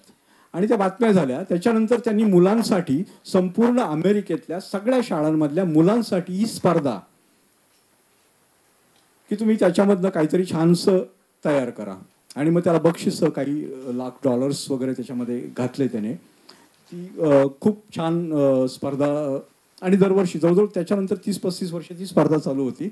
आणि आज अनेक ठिकाणी वेगवेगळ्या प्रकारामध्येच, पण अशा प्रकारची स्पर्धा वेगवेगळ्या देशांमध्ये, इव्हन मुंबईमध्ये सुद्धा भरवली जाते. तर आता ह्या स्पर्धेमध्ये साबण खपणार कसा, म्हणजे साबण एकदा घेतला, स्पर्धेपुरता घेतला तर ते होत नाहीये. तुम्ही काहीतरी छान बनवा, तुम्ही काहीतरी छान त्याचा हत्ती घोडा माकड बनवा त्या साबणामधनं. आणि तो साबण मुलांनो तुम्ही वापरा, की तुम्हीच बनवलेलं जे आहे ते तुम्ही वापरा. आणि ते किती छान असतं. आपण जी कलाकृती बनवतो त्या कलाकृतीचा आस्वाद आपणच घ्या. हे सगळं असं आल्यानंतर त्या साबणाचा खप वाढणार नाही तर काय होणार. आणि आयव्हरी सोप हा अनेक वर्ष अमेरिकेतला सर्वाधिक खपला जाणारा साबण होता. तर हे जे आहे हे वर्तन नियंत्रण आहे. हे काही कुणाचं तुम्हाला फटके मारून, तुम्हाला काहीतरी लगाम लावून असं काही होत नसतं. हे वेगवेगळ्या पद्धतीने होतं, आपल्याला लक्षातच येत नाही. अचानक आपल्याकडे बघा ना, या मुलांमध्ये मध्ये एक मिशा वाढवायची फॅशन आली होती. असं छान, कुठनं हे काय, हे कोण करतं. एक लक्षात घ्या, या नुसत्या मिशा नव्हत्या. गुजरातमध्ये ज्या वेळेला या मिशांची ही जी काही फॅशन आली होती, या मिशीच्या मागे गुजरातमधल्या दलित अस्मितेचा तो एक उद्गार म्हणून गुजरातमध्ये आली होती. आणि मिशा वाढवणाऱ्यांना तिथे मार पडला होता गुजरातमध्ये. आपल्याकडे जे मिशनचं आलंय ना, हे आपले सगळे संभाजी ब्रिगेड, मराठा महासंघ इथनं आलेलं आहे. ते ही जी प्रतीका आहेत, या प्रतीकामधनं ते दाखवून देत होते की हा जो विचार आहे, हा विचार आता किती मोठा झालेला आहे. त्याचा उद्गार होता तो. आपण फॅशन म्हणून बघतो, फॅशनच्या मागे हा जो विचार आहे या विचारापर्यंत आपण पोहोचत नाही आणि त्याच्यामुळे नुकसान आपण आपलंच करून घेत असतो. कारण पुन्हा आपण मग त्याच फॅशनचे किंवा त्याच प्रकारचे कुठल्या तरी फॅशनचे आपण बळी पडत असतो. म्हणजे साधी गोष्ट आहे. मी मागे एकदा गावी लग्नाला गेलो होतो आणि त्या लग्नामध्ये सगळ्या त्या काही कलवऱ्या आणि वरमाया आणि त्याच्या काही मंडळी आहेत ना, डोक्याला फेटी बांधलेले होते. ते हे आपल्याकडे नव्हतं. आपल्याकडे डोक्यावरून पदर असायचा. मी असं नाही म्हणत की ते पदर घ्यायला पाहिजे म्हणून, पण तशी पद्धत होती. आता फेटे बांधतात. मला प्रश्न पडला की हे आलं कुठनं? नऊवारी साडी असते, वर फेटा असतो, फक्त रेबनचा गॉगल नसतो. तेवढाच कमी ना, तो शोभायात्रेमध्ये असतो. हे जे आलंय ना, हा असा परिणाम हे होत असतो आणि याच्यामधनं जी काही हिंदू अस्मिता आहे, ही हिंदू अस्मिता ही पसरवण्याचा हा अनाहूतपणे अजाणता झालेला प्रकार आहे. पण त्याच्यामधनं हे पसरवलं जात असतं. जाणीवपूर्वक असे इव्हेंट आयोजित केले जात असतात. कारण ज्या अर्थी एवढे मोठे फेटे एवढ्या संख्येने घालतात, त्या अर्थी ते उपलब्ध करून देणारी कोणीतरी आहेत. हे कोण करून देत आहे आणि हे का करून देत आहे? एका रात्रीत अण्णा आंदोलन चालतं आणि एका रात्रीत सगळ्यांच्या डोक्यावरती अण्णा टोप्या दिसायला लागतात. हे कुठनं येतं? या अण्णा टोप्या येण्यामागे त्यावेळेला एक मंत्री म्हणाले होते टीव्हीवरनं आणि आपण सगळ्यांनी त्यांचा मोठ्या प्रमाणावरती आपण त्यांच्यावर टीका केली होती. मी नाव विसरलो त्यांचं. ते असं म्हणाले होते की याच्यामागे परकीय हात आहे. तर हा परकीय हात कुठला होता? हे कोण होतं? तर आवाज फाउंडेशन नावाची एक अमेरिकेची संस्था ज्याच्यासाठी काम करत होती, त्याच्या बातम्याही आल्या होत्या सगळीकडे. पण कुणालाही त्याची जी डॉट्स जोडणं आहे, त्याचे जे बिंदू एकमेकाशी जोडणं आहे आणि त्याच्यात एक अर्थ काढणं आहे, हे लक्षात आलं नव्हतं. तर हे जी लोक आहेत, हे इनव्हिजिबल गव्हर्नमेंट आहे. याच्याकडे आणि आपल्याला प्रत्येक वेळेला कळेलच असं नाही, कारण आपला अभ्यास नसतो तेवढं, आपलं वाचन तेवढं नसतं. आपल्याकडे न्यूज आउटलेट्स अनेक आहेत, पण आपण फक्त ते आपल्या मोबाईलवरती जे काही येईल त्याच्या पलीकडे जात नसतो. सो ते कळत नाही आपल्याला. पण तरीही हे समजून घेतलं पाहिजे, निदान एवढं तरी आपल्या बॅक ऑफ द माइंड असलं पाहिजे की हे जे काही घडतंय, ह्या जे काही आपण मिशा वाढवतोय, हे जे काही आपण केस इथपर्यंत असे कापलेले असतात आणि वरती तो झुपका असतो, असं मी पाहिलं. हल्ली कुठं आलं माहीत नाही, पण हे जे आहे हे पुन्हा निग्रो कल्चर आहे. निग्रो हा वाईट शब्द आहे, पण तिकडनं आलेलं हे ब्लॅक्स कल्चर आहे. त्या कल्चरचा हा एक उद्गार आहे. गली बॉय काय आहे? पुन्हा रॅप. सो याच्यामधनं काय घडवलं जातं हे आता आपल्याला लक्षात घ्यायला पाहिजे. याच्यामधनं कंडिशनिंग होतं. तुमच्या मनाचं, तुमच्या वागण्याचं, तुमच्या संस्कारांचं, तुमच्या चारित्र्याचं हे कंडिशनिंग केलं जातं. हे या वेगवेगळ्या माध्यमामधनं केलं जातं. आता मी ह्या सगळ्या याच्या इतिहासाच्या टप्प्यामध्ये घुसणार नाही आहे, कारण आता आपण प्रोपगंडाचा जो काही एक शेवटच्या टप्प्याकडे आपण आलेलो आहे. म्हणजे पहिला जो टप्पा होता याचा, तो 11व्या शतकामध्ये केव्हा तरी सुरू झाला होता, क्रुसेड्सच्या काळामध्ये. तुम्हाला जर ख्रिश्चन आणि मुस्लिम यांच्यातल्या लढ्यांचा जो क्रुसेड्सचा इतिहास नेटवरती तुम्हाला दिसू शकेल, वाचू शकाल तुम्ही तो बघा. तर त्या काळामध्ये हा खऱ्या अर्थाने प्रोपगंडा सुरू झाला आहे. आणि तुम्हाला आश्चर्य वाटेल की पाश्चात्य जगतामध्ये प्रोपगंडाचं म्हणजे चर्चनं हा पहिल्यांदा मोठ्या प्रमाणावरती प्रोपगंडा सुरू केला होता. चर्चचं एक कॉंग्रेगेशन म्हणजे धर्मसभा, चर्चनं प्रोपगंडाची एक धर्मसभा तयार केली होती. आणि त्याचा एक जो कार्डिनल होता, त्या कार्डिनलचा जो प्रमुख होता त्याला रेड पोप म्हणायचे. तो जो रेड पोप होता, रेड का? रेड हे रक्ताचं प्रतीक आहे, हे हिंसेचं प्रतीक आहे. इतका हिंसाचार त्या प्रोपगंडाकारांनी त्यावेळेला केला होता, त्याच्यामुळे त्याला रेड पोप वगैरे म्हणायचे. तर तो इतिहासात आता जाऊयात, नको वेळ बराचसा होत आलाय. तर आता आपण बिग डेटाकडे आलो आहोत. हा जो सगळ्यात चौथा टप्पा आहे. पहिला जो होता तो मी सांगितला की पोप आणि या काळामधला होता. त्याच्यानंतरचा महायुद्धांच्या दरम्यानचा होता. मग महायुद्धांपासून 20व्या शतकापर्यंतचा होता. आणि 21व्या शतकामध्ये आज आपण ज्या प्रोपगंडाचा सामना करतो आहोत, तो प्रोपगंडा हा बिग डेटामधनं येतोय. हा तुमच्या मोबाईल फोनमधनं येतोय. तर याच्यावरती, कारण तुम्ही सगळेजण आज ते जागतायत, तुम्ही खाताय, पिताय, जागताय सोशल मीडिया. याच्या पलीकडे आपल्या आयुष्यावरती इतकं मोठं, म्हणजे तुमच्या आईवडिलांचा पण इतका काय म्हणता येईल लगाम नाही आहे जितका सोशल मीडियाचा लगाम तुमच्या आयुष्यावर आहे. तुम्ही काय करायचं ना, तुम्ही कसं वागायचं हे सोशल मीडिया ठरवत आहे. हे ॲप्स ठरवत आहेत वेगवेगळ्या प्रकारचे, की तुम्ही नाहीतर घरामध्ये एवढं म्हणजे एक 8-10 वर्षापूर्वी किंवा 4 वर्षापूर्वी आपण घरी काय रोज असं मागवायचो काय? यायचं का कोणाच्या घरामध्ये रोज हॉटेलमधनं? तो हॉटेलवाला उभा राहायचा? मला नाही वाटत राहत होता. मी तर माझ्या घरापुढे तर नव्हता. आणि आज दिवसाआड असतो उभा तो. ॲपनं ठरवलंय तुमच्या की हे सोपं आहे, सहज आहे, हे करा. हे जे मार्केट अँड प्रोपगंडा हे हातामध्ये हात घालून चाललेलं असतं. हा एक भाग आहे. आणि याच्यामध्ये टी व्ही, रेडिओ या गोष्टींचा प्रचंड मोठ्या प्रमाणावरती खूप मोठ्या प्रमाणावरती प्रभाव आहे. आणि तुम्हाला कदाचित कल्पना नसेल, पण याचा वापर प्रोपगंडासाठी या माध्यमांचा वापर हा पहिल्यांदा अत्यंत प्रभावीपणे करणारी 2 माणसं होती या जगामध्ये. त्यातलं एकाचं नाव होतं हिटलर आणि दुसऱ्याचं नाव होतं लेनिन. एक डावा एक उजवा. मी मगाशी म्हणत होतो ना की कुठलाही पक्ष असला काही सोहळा नाही याबाबत, तर त्याचं हे आहे उदाहरण आहे की लेनिननं तर प्रोपगंडा ट्रेन सुरू केली होती. जेव्हा तो सत्तेवर आला, क्रांती झाली रशियामध्ये, तर प्रोपगंडा ट्रेन होती की ती ट्रेन गावोगावी जायची. कारण ते रशिया एवढं मोठं 2 खंडांचा देश तो, तर त्याच्यात ती एक ट्रेन सुरू केली. ती गावागावात जायची, तिथे थांबायची. थांबल्यानंतर तिथे ते एक फिरत्या तंबूसारखं थिएटर उभं राहायची. तिथे प्रदर्शनं लागायची, तिथे भित्तीपत्रकं लागायची. लोक जायचे, पाहायचे, सिनेमे पाहायचे. याच्यातनं त्याचा तो जो काही कम्युनिझमचा प्रोपगंडा आहे, जो प्रचार आहे, तो ते करत होता. हिटलरनं त्याच्या पुढे जाऊन सिनेमेच काढले. हिटलर सत्तेवर आल्यानंतरच्या काही पहिल्या वर्षांमध्ये एक 60-70 सिनेमे त्यांनी काढले होते. त्यातले काही गाजलेले सिनेमे आहेत की एकाचं नाव जड सीस होतं, म्हणजे तो जर्मन सिनेमा होता. त्या नावाची एक कादंबरी होती आणि कादंबरीवरती त्याने सिनेमा काढला होता. जड सीसमध्ये असं दाखवलं होतं की ही जी ज्यू मंडळी आहेत ना, ही अत्यंत राक्षसी आहेत, ही अत्यंत क्रूर आहेत, यांचा धर्म वाईट आहे.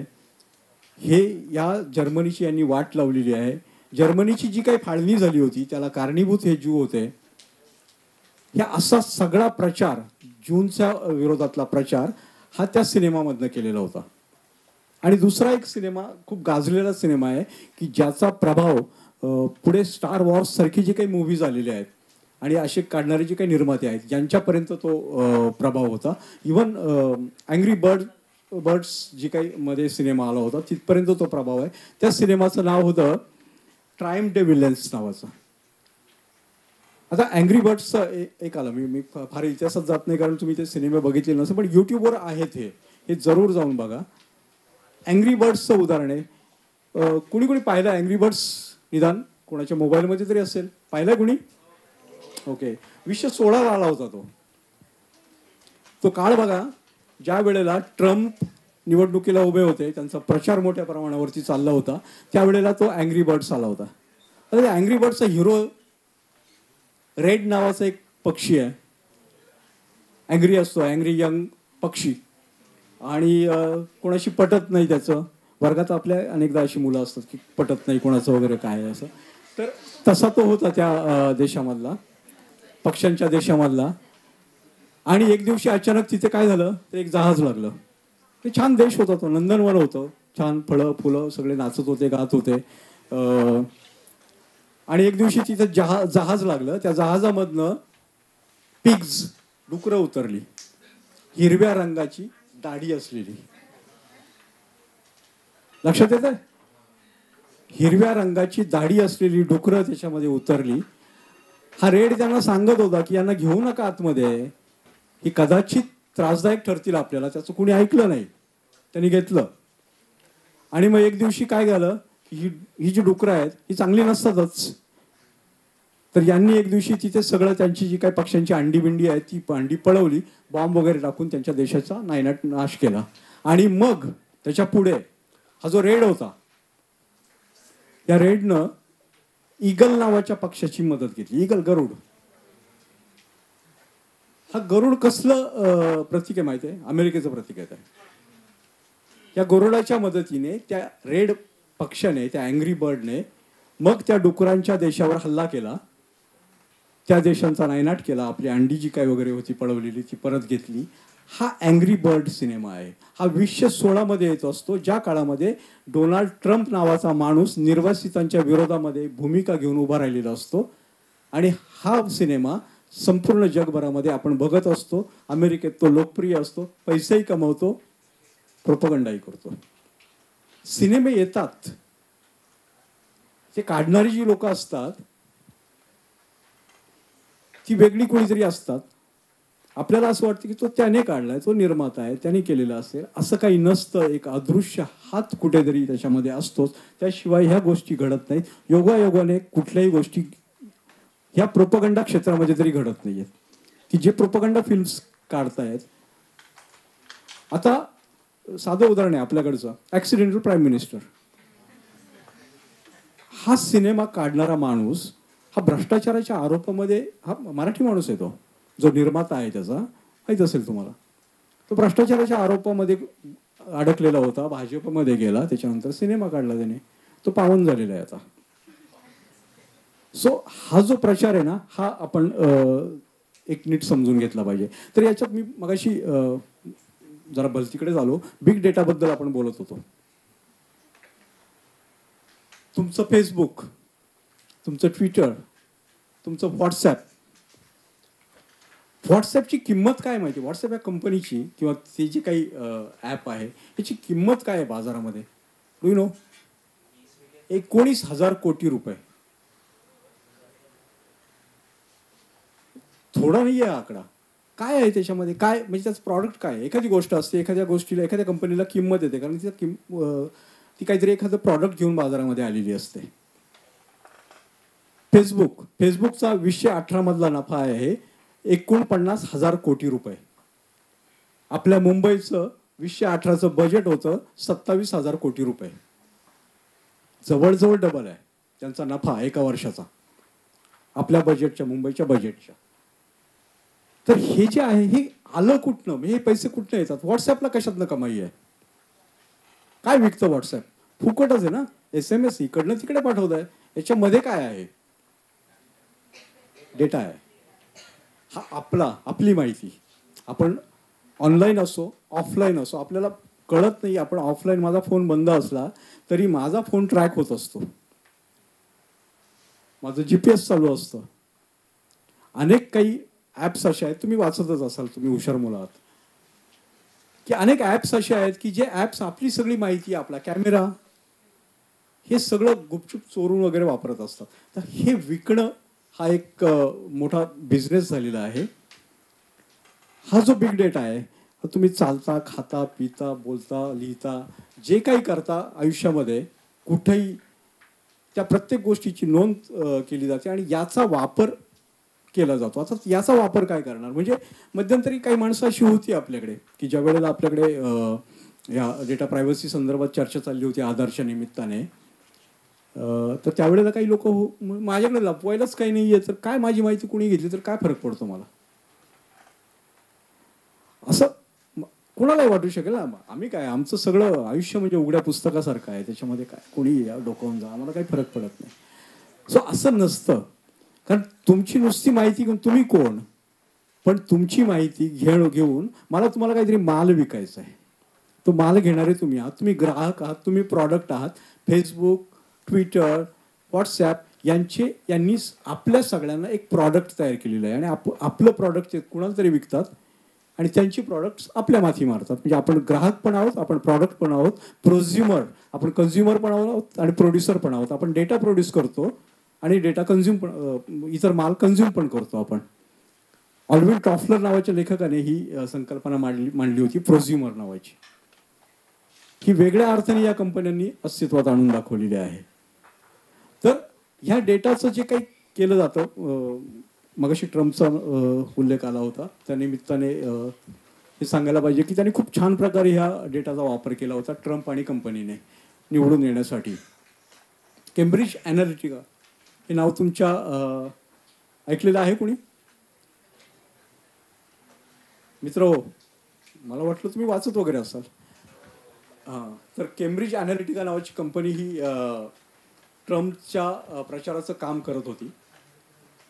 तर त्यांनी हा जो फेसबुकचा डेटा आहे, या फेसबुकच्या डेटाचा खूप छान प्रचारासाठी वापर केला होता. तर तो कशा प्रकारे केला होता? सायकॉलॉजी 12वीला वगैरे कोणाला होतं का इकडे सायकॉलॉजी? ओशन थेरी माहिती आहे? सायकोमेट्रिक्समध्ये किंवा सायकॉलॉजीमध्ये ओशन नावाची एक थेरी होती. 6 गोष्टी आहेत. ओशन म्हणजे OCEAN. या 6 याच्यामध्ये प्रत्येक व्यक्तीला बसवता येतं. ही व्यक्तीची वैशिष्ट्ये आहेत. ओ फॉर ओपननेस, कोण एक्स्ट्रोवर्ट असतो, कोण इंट्रोवर्ट असतो, कोण सगळ्याच गोष्टींशी सहमत होत असतो. तर ह्या सगळ्या 6 प्रवृत्तींमध्ये या माणसाला बसवलं त्यांनी. आणि हे केम्ब्रिजमध्ये एक मिखाल कोमेन्स्की नावाचे एक PhDचे ग्रस्त होते. तर त्यांनी हे संशोधन केलं होतं की या 6 मध्ये सगळ्यांना बसवता येईल लोकांना. आणि हे बसवल्यानंतर किंवा त्याची परमिटेशन्स अँड कॉम्बिनेशन्स करून हे बसवल्यानंतर तो माणूस नेमका काय आहे ना हे कळेल. आता याच्यासाठी पण माणसं हे करण्यासाठी, हे बसवण्यासाठी म्हणून त्याला डेटा हवा होता. तर तो डेटा पुरवला फेसबुकने. फेसबुकमधनं आणि आता ते नाकारतायत की आम्ही असं काही डेटा त्या कंपनीला काही दिलेला नाही, केम्ब्रिज ॲनालिटिकाला किंवा केम्ब्रिजच्या त्या लॅबला, असं ते नाकारतायत. पण त्यावेळेला दिला गेला होता. फेसबुकमधल्याच एका कर्मचाऱ्याने दिला होता. तर या डेटाचा वापर करून त्याने असं एक मॉडेल विकसित केलं होतं कोमिन्स्कीने, जे पुढे केम्ब्रिज ॲनालिटिकाने वापरलं. त्या मॉडेलमधनं की तुमचे जे नुसते फेसबुकवर लाईक्स देता ना तुम्ही, पण तुम्हाला असं वाटतं की लाईक देतो म्हणजे आपण काय करतो, वेगळं काय, काही नाही ना विशेष त्याच्यामध्ये. तुमच्या लाईक्सवरनं तुमच्या त्वचेचा रंग सुद्धा ते ओळखू शकत होतं मॉडेल. आणि त्याचा स्ट्राईक रेट जवळजवळ 85% होता. की 85% व्यक्तींच्या लाईक्सचा अभ्यास करून की 85% व्यक्तींचा रंग काळा आहे, गोरा आहे, काय पिवळा आहे, हे सगळं ते मॉडेल ओळखू शकत होतं. त्यांची सेक्शुअलिटी ओळखत होतं, वय वगैरे हे तर झालंच. आता हे नुसतं लाईक्सवरनं, याच्या पलीकडे तुम्ही पिक्चर्स टाकता, तुम्ही काय आणखी व्हिडिओज टाकता, तुम्ही काही तुमची मतं मांडता, तुम्ही हाय हॅलो काय तुमच्या आता इमोजी आलेले आहेत. मध्ये तुम्ही सगळ्यांनी तुमचे जुने फोटो काढले होते 10 इयर्स चॅलेंज. हे काय होतं 10 इयर्स म्हणजे? त्या फेसबुकचा जो झकरबर्ग आहे त्याला असं काय वाटलं की तुम्ही 10 वर्षापूर्वी कसे दिसत होता हे याचे फोटो तुम्ही टाकावे, किंवा हे कोणी केलं होतं, याच्या मागे काय हेतू काय होता नेमका?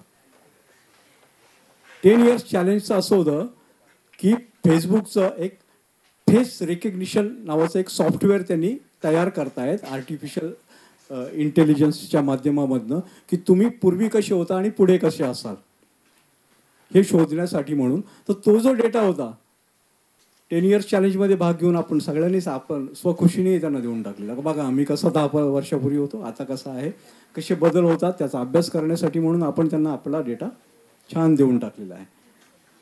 तर हा सगळा डेटा हा घेऊन त्यांनी अशा प्रत्येक व्यक्तीचा, आणि त्यांनी अमेरिकेत ज्या वेळेला ट्रम्पची निवडणूक झाली तर त्यावेळेला सगळा डेटा त्यांच्याकडे होता. आणि तो केवळ फेसबुक किंवा याच्यावरनंच नाही, तर तुमच्या लँड रेकॉर्ड्समधनं, साधं बारा थोडक्यात. तर हा सगळा तुम्ही टॅक्सेस भरता, तुम्ही औषधं खरेदी करता, तुमचे बिलं असतात, तुमच्या पावत्या असतात, याच्यातनं सगळा गोळा होणारा जो काही डेटा होता तो अनेक राज्यांचा त्यांच्याकडे होता. आणि त्याच्यामधनं मग त्यांनी ह्या डेटाचं काय केलं, ह्या मॉडेलमध्ये बसून की रवी आमले हा माणूस हा अशा अशा प्रवृत्तीचा आहे, की तो खूप मोदींच्या प्रेमामध्ये आहे, ट्रम्पच्या प्रेमामध्ये आहे, आणि उजव्या विचारसरणीचा आहे, तो बंदूक वापरून कुणालाही गोळ्या घालाव्यात अशी धारणा असलेला आहे.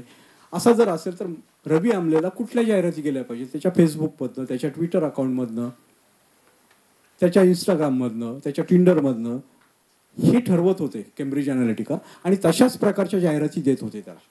तो जो मारा चालू होता. आणि प्रत्येक गोष्टीला काय होतं की आपल्याकडे जेव्हा आपली जी काही मनोवृत्ती आत्तापर्यंत तयार झालेली आहे तिला अनुरूप समजा समोरची व्यक्ती भेटली तर आपली पटकन मैत्री होते त्याच्याशी. तसाच विचार आपल्यापर्यंत आला तर तो विचार आपल्याला पटायला लागतो. इतकं सोपं आहे हे जाहिरातीचं आहे. फक्त त्यांना कळायला पाहिजे होतं की तुम्ही कसे आहात. तुम्ही जर तुसडे आहात तर तुम्हाला तुसड्या प्रकारच्या जाहिराती आल्या पाहिजेत. हे जे करणं आहे ना, हे सगळं केम्ब्रिज अॅनालिटिकाने केलं होतं आणि हे अमेरिकेतच घडतंय असं नाही आहे. केम्ब्रिज अॅनालिटिकाने आपल्या काही कोण असतील ते आपल्याकडच्या काही पक्षांना मदत केलेली होती. आजही करतायत ते. प्रशांत किशोरचं तर नाव माहितीच आहे तुम्हाला. पण प्रशांत किशोर सारखीच अनेक काही माणसं होती की जी केम्ब्रिज अॅनालिटिकामध्ये शिकून आलेली होती आणि ती माणसं म्हणजे त्यांच्याकडे काम करत होती. ती माणसं 2014च्या निवडणुकीमध्ये काही राजकीय पक्षांसाठी काम करत होती. आता राजकीय पक्ष सगळेजण तुमच्याकडनं मोबाईलमधनं ॲप्समधनं तुमचा डेटा भरून मागतायत. तुम्ही आम्हाला मिस कॉल करा, तुम्ही आमचा ॲप भरा, तुम्ही काय काय माध्यमामधनं तुम्हाला ते तुमचा डेटा मागत असतात सातत्याने. आणि एकदा तो डेटा हातामध्ये आला की तुम्हाला काय सांगायचं ते खूप छान त्यांना माहिती आहे. आता हिचं आपल्याकडे वेळ संपत आला का? आता इथे फेक न्यूज आणि याचा सगळ्याचा भाग येतो की ज्या एन्व्हायरमेंटमध्ये उद्या तुम्ही येणार आहात, आज मी आहे, आपण सगळे बऱ्यापैकी फेक न्यूजचा जो काय म्हणतात त्याला जे काही वातावरण आहे त्याचे आपण भाग आहोत. आपण पसरवत असतो, आपण तयारी करत असतो. आणि हे जे आहे, हे जे मी मगाशी अदृश्य सरकार म्हणालो होतो ना, या अदृश्य सरकारचा पुन्हा आपल्या डोक्यावर त्या संदर्भामध्ये हात असतो. हे एक लक्षात घ्या की कशा प्रकारचं वातावरण निर्माण करायचं, या देशाला कशा प्रकारच्या वातावरणाची गरज आहे हे ठरवणारी काही लोक आहेत. ती लोक अशा प्रकारे करत असतात. एकदम अचानक संपूर्ण देशामध्ये एकाच वेळेला उजव्या विचारसरणीची सरकारं सत्तेवर यायला लागतात. आणि ही जी सरकार आहेत ना, आपल्या देशाचा भाग सोडून द्या, पण अमेरिकेमध्ये घ्या की अमेरिकेमध्ये ट्रम्प जी भाषा बोलत होते ती भाषा जर नीट ऐकली, डोळे बंद करून जर ऐकलं ते, तर असं वाटेल कोणीतरी समाजवादी बोलतोय. तो बड्या उद्योजकांना त्यांना शिव्या घालत होता. तो वॉशिंग्टनमधले जे काही मोठमोठे पत्रकार आहेत, वॉशिंग्टनमध्ये जे काही एक कोठरी तयार झालेली होती त्या कोठरीला शिव्या घालत होता. आपल्याकडे पत्रकारांना प्रेस्टिट्यूट म्हणतायत. ल्युटन्स जर्नलिस्ट अशी एक आपल्याकडे दिल्लीतल्या ल्युटन्स जर्नलिस्ट अशी एक ठपका मारलेला, एक साची प्रतिमा निर्माण केलेली आहे. तळागाळातल्या लोकांचं भलं करायचं आहे, प्रत्येकाच्या खिशामध्ये आपण पैसे टाकणार होतो, सगळ्यांचं भलं करणार होतो.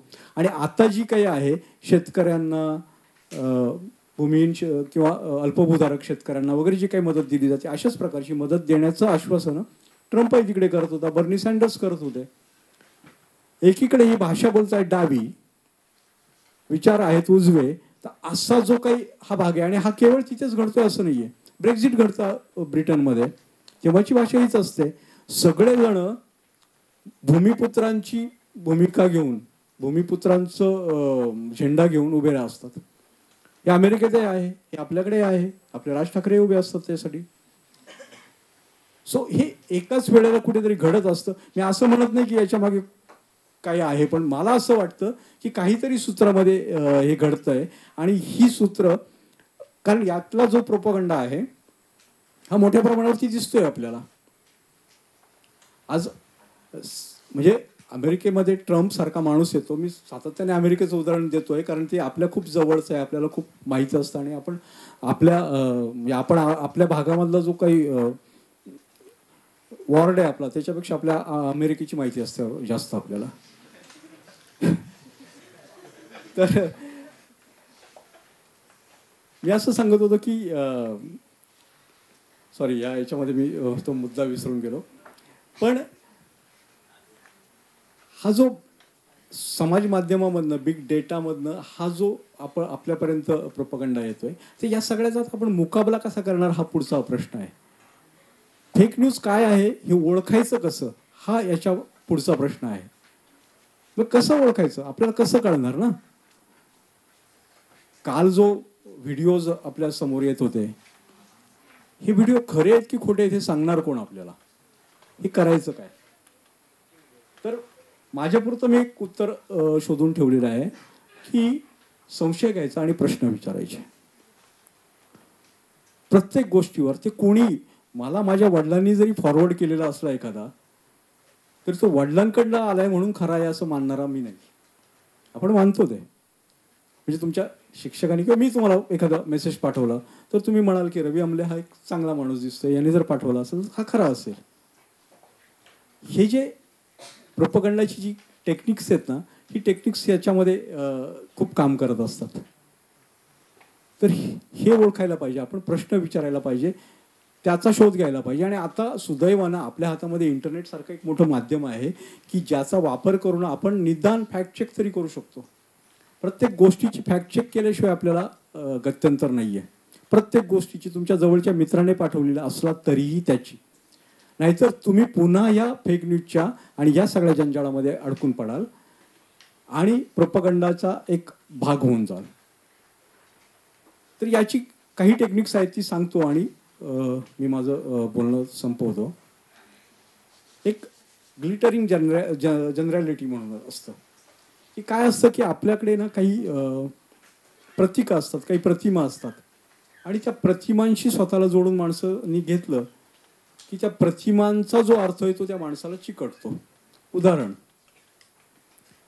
मी जर माझ्या डीपी वरती व्हॉट्सॲपच्या किंवा इतर कुठल्या भारताचा झेंडा लावला, तिरंगा लावला, मी राष्ट्रभक्त होईल की नाही? तातडीने होईल. मी कसाही असो, मी काय कर चोरी करणारा असो किंवा आणखी काही करू, मी माझं काम नीट न करणारा असो आणि राष्ट्राला खड्ड्यात घालणारा असो, पण डीपीवर झेंडा लावला मी की मी राष्ट्रभक्त होतो. मी टिळा लावला की मी हिंदुत्ववादी होतो. मी कॅप घातली काही, म्हणजे तुमच्या लक्षात येत आहे मला काय म्हणायचं आहे ते. तर ही जी आहे ना, ही लोक काय करतात, प्रोपगंडा करणारी मंडळी मग सगळेच त्याच्यामध्ये आले आणि नेते तर अधिकच, की हे असं काही जी काही प्रतीकं आहेत ही प्रतीकं घेऊन चालत असतात. तेव्हा आपण एक लक्षात घ्यायला पाहिजे की त्याच्या हातामध्ये जो झेंडा दिसतोय त्या झेंड्याचा जो अर्थ आहे तो स्वतःला चिकटवून घेण्याचा प्रयत्न करतोय. तो जर जानवं घालून मंदिरांच्या फेऱ्या मारत असेल तर याचा अर्थ त्याला तुमचा जो काही एक धार्मिक ज्या गोष्टी आहेत त्या स्वतःशी चिकटवून घ्यायच्या आहेत, हा प्रोपगंडा त्याचा चाललेला आहे. तर हे मान्य करता येणार नाही आपल्याला. हे आपण ओळखायला पाहिजे. किंवा एखादा जर गंगेत बुडी मारून लगेच काही कोणी हिंदू होत नाही किंवा तो हिंदूंचा तारण करता असं काही होत नाहीये. तर हे लक्षात घ्यायला पाहिजे. ही ग्लिटरिंग जनरॅलिटी जी आहे ना, हे एक टेक्निक आहे. आणि मग जाहिरातीमध्ये तुम्ही कदाचित तुम्ही शिकलाही असाल याच्यामध्ये की प्लेन फोक्स टेक्निक आहे की साधी साधी माणसं दाखवायची. लाभार्थ्यांच्या जाहिराती बघा तुम्ही सगळ्या सरकारच्या, हां, प्लेन फोक्स टेक्निक आहे. आणि मग त्याच्यामध्ये पुन्हा ती जाहिरात ना, म्हणजे अमिताभ बच्चन ते कुठलं तरी तेल विकायला येतो, काय ते थंडा नवरत्न तेल, प्लेन फोक्सचा प्रकार आहे तो स्वतःला ते मालिश करणाऱ्याच्या भूमिकेमध्ये तो जातोय. हे प्लेन फोक्स टेक्निक आहे. हे जाहिरातींमध्ये असतं आणि हे आपल्याला आपल्या राजकीय सामाजिक जाहिरातींमध्ये पण दिसेल. तर अशी अनेक प्रकारची आणि सगळ्यात एक भारी टेक्निक जे आहे, जे प्रत्येक नेता वापरतो, प्रत्येक अभिनेता, कुठेही हे तुम्हाला दिसेल, बँड वॅगन. आणि ज्याचे आपण सगळेजण भाग असतो मोठ्या प्रमाणावरती, त्याला बँड वॅगन बोलतात. एक चाललेला आहे गाडा आणि त्याच्या मागे आपण सगळे मेंढरासारखे चाललेलो आहोत. हे काम कसं करतं, तर आपल्यावरती एक सामाजिक एक दबाव असतो की सगळेजण करतायत. म्हणजे इथे सगळेजण जर गप्प बसून आहेत, ऐकतायत माझं भाषण, तर मागच्या काही लोकांना असं वाटतं की अरे आपण मोठ्याने नाही बोललं पाहिजे, मग ते हळूहळू बोलतात. Band wagon effect. Am I right? तर हा एक दबाव असतो की सगळेजण जर करतात ना, आपल्याला आपल्या आई वडील म्हणतात अरे याने हे केलं मग तुला करायला काय होतं. बँड वॅगन आहे. आणि प्रत्येकाला, आणि आपलं असं असतं की आपण बाजूला राहिला, आपल्याला स्वातंत्र्याची भीती असते. एक लक्षात घ्या, आपल्या प्रत्येकाच्या मनामध्ये आपण किती स्वतंत्रवादी म्हणत असलो तरी स्वातंत्र्याची भीती असते. आणि ही भीती माझ्या वयात आलात ना की मग कविता सुचायला लागतात की लहानपण देगा देवा, आणि मग लहानपणाचं किती छान आणि आपण किती पूर्वी छान होतो. ह्या छान असणं, लहानपण छान असणं, याच्यामध्ये काय आहे तर लहानपणी जबाबदारी नव्हती आपल्यावरती. ती जबाबदारी नव्हती ना, त्याचं कौतुक आपल्याला असतं. आपल्याला जबाबदारी नको असते, त्या जबाबदारीचं ओझं होतं, त्याच्यापासून आपल्याला पळायचं असतं. स्वातंत्र्याचं आपल्याला भय असतं. तर या भयामधनं आपण बाजूला, हा जो कळप आहे, ही जी झुंड आहे, या झुंडीच्या बाजूला उभं राहिलो तर आपल्याला लोक काय म्हणतील, ही एक आणखी दडपण असतं. आणि त्या दडपणामधनं आपण प्रत्येक गोष्टीमध्ये, काय मोर्चा चाललाय ना, तर माझा झेंडा पहिल्यांदा पुढे असेल, मग तिथे मला दाखवलं पाहिजे. किंवा सगळेजण जर, तुम्ही किती मी अनेकदा पाहिलंय म्हणजे नास्तिक माणसांचं, की तो कसा दबाव असतो की दर्शनाला जातात मित्रांबरोबर, हाही नास्तिक माणूस गेलेला असतो तिथे, नास्तिक मुलगा, पण सगळेजण पाया पडतात नाही सत्यनारायणाच्या, तर हाय लांबून आपला असं करतो, त्याच्या मनात काही नसतं. पण समाजाला दाखवणं, काय म्हणतील लोक ना, की काय शाणा आहे हा वगैरे वगैरे, हा जो एक भाग असतो ना, याच्यामधनं बँड वॅगन इफेक्ट तयार होत झालेला असतो. आणि ह्या इफेक्टचा परिणाम हा प्रचंड मोठ्या प्रमाणावरती प्रोपगंडामध्ये, हा इफेक्ट वापरला जातो प्रोपगंडामध्ये. आता सगळे, ही जी गर्दी आहे ना, गर्दीचे फोटो दिसतील तुम्हाला, मोठमोठ्या गर्दीचे फोटो, एवढी गर्दी जमली होती, याचा अर्थ बघता काय, सामील व्हा. ही जी घोषणा आहे, बँड वॅगन आहे. मी जो पहिल्यापासून सांगतो की प्रत्येक गोष्टीमध्ये, कणाकणामध्ये प्रोपगंडाचा जी टेक्निक्स वापरलेली आहेत, हे आपल्याला कळत नाहीत, वापरणाऱ्यालाही कदाचित माहीत नसतं.